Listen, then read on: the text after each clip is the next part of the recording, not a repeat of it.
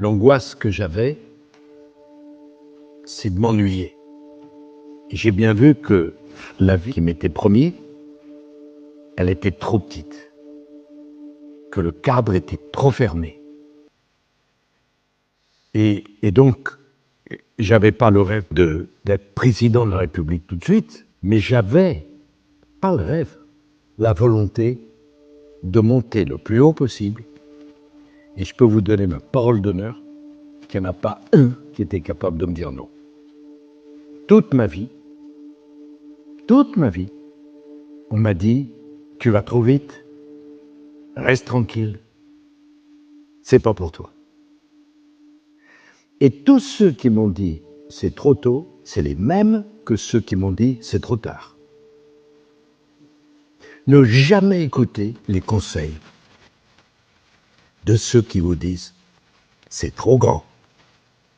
La vie se chargera de limer vos ambitions. Vous ne les limez pas vous-même. À fond. On part à fond et on accélère. C'est pas sûr que ça marche. Mais si vous faites ça, c'est certain que ça marchera. Et les conseils, et je vais vous dire les conseils, souvent les pires, c'est les conseils de ceux qui vous aiment. Parce que ceux qui vous aiment veulent vous protéger. Et pour vous protéger, ils appuient toujours sur la pédale du frein. Moi, j'adorais ma mère, qui n'est plus là, qui était vraiment merveilleuse, qui travaillait beaucoup, qui était seule. Elle pensait toujours que ça allait trop vite. Quand je suis devenu maire, elle m'a dit, voilà, t'es tranquille. Puis je suis devenu député. Ah, t'es content, là. Puis je suis devenu ministre. Je l'ai invité. C'est la première fois que j'ai invité à déjeuner. Ah, Nicolas, là. Tranquille. Et quand je suis arrivé à l'Élysée, il m'a dit, enfin, là. J'ai dit, maman, il y a l'Europe. Il y a le monde. Et c'est les gens qui vous aiment, qui, avec tout leur cœur, souvent, vous donnent pas un bon conseil. Vous avez la force en vous. Et si vous ne l'avez pas, personne ne l'aura pour vous. Si vous n'avez pas d'ambition pour vous, c'est pas le voisin qui l'aura pour vous. Voilà ce que je pense. Non, c'est ma vie. Après, on pourrait être tout à fait heureux de monter au sommet de l'Himalaya par la face nord en hiver. Mais il faut avoir des rêves. Il faut avoir des rêves quand on est jeune, et quand on est adulte, il faut transformer ses rêves en réalité. Et la dernière chose que je veux vous dire, c'est que il faut aimer passionnément l'échec. Parce que si vous n'aimez pas l'échec, vous ne connaîtrez jamais le succès. Les grands échecs préparent les grands succès. Sans échec, c'est qu'il n'y a pas d'ambition, il n'y a pas de prise de risque, il n'y a pas de décision. J'ai beaucoup échoué dans ma vie. Je me souviens de tous mes échecs. Mes succès, je les ai complètement oubliés. Mais c'est les échecs qui ont construit les succès. Et ça vaut pour un président de la République comme pour toute autre personne. Il ne faut pas craindre l'échec. Ce que vous devez craindre, c'est de ne pas jouer votre carte. C'est de ne pas y aller. C'est d'avoir des regrets. Si vous avez envie de quelque chose, vous y allez à fond. Ça marche pas. J'ai compris vraiment très très jeune que quand je parlais dans ma classe, on m'écoutait. D'un truc, une impression. Moi, j'étais un élève très moyen, hein. Si vous saviez comme je me suis ennuyé à l'école. Je me suis réveillé qu'après, moi.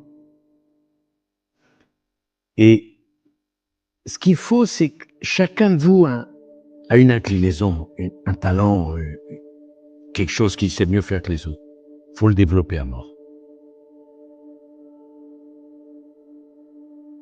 Moi, vous pouvez me mettre à l'entraînement 8 heures par jour pour faire champion olympique d'athlétisme. Laissez tomber. C'est pas le travail qui donne du talent, c'est le talent qui donne envie de travailler. Quand vous avez 4 ans et que dans la cour de l'école, vous mettez vos copains 10 mètres derrière, vous pouvez devenir Usain Bolt.